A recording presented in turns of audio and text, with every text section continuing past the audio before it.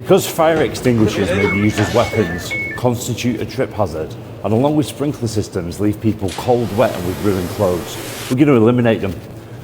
Don't panic, there'll be no fires tomorrow though, as we've been addressing cultures and raising awareness so staff will respect the fire triangle.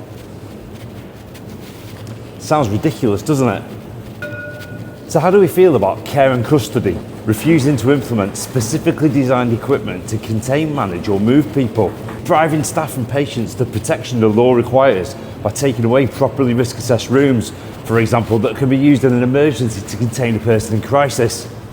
I'm Doug Mealy, a use of force specialist, soft restraint kit expert. Welcome to the latest enlightening episode of The where I look through my special glasses and show you behind the matrix. Look, when we work with chemicals, we keep eye wash stations nearby. Many business improvement districts have now installed bleed kits around nighttime venues as a response to violent crime.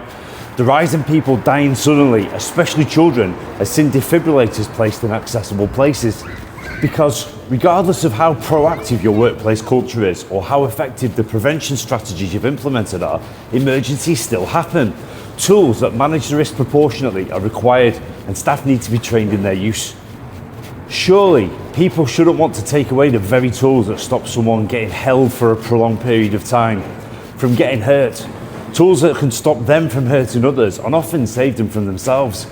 Reduce restrictive practices, yes, but who is risk assessing, completely removing these spaces or dismissing other less restrictive alternatives, or even being against the use of protective clothing? Then what my glasses show me is you're pushing drugs and danger. Have a look at what tools staff desperately managing a person in crisis are left with.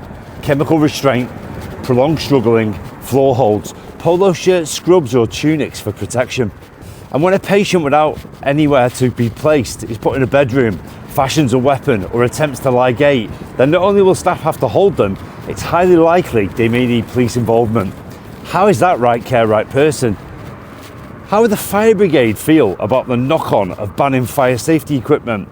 Probably the same as the police, who for many years have set out an MOU specifically stating what their job description covers in relation to attending PICUs, and it isn't retaking control of restraints. With this virtue signalling, as stating there'll be no fires tomorrow doesn't stop people from burning today. How would your establishment manage without these essential tools? What are your thoughts on seclusion rooms? That's it for me, Doug Mealy. Until next time.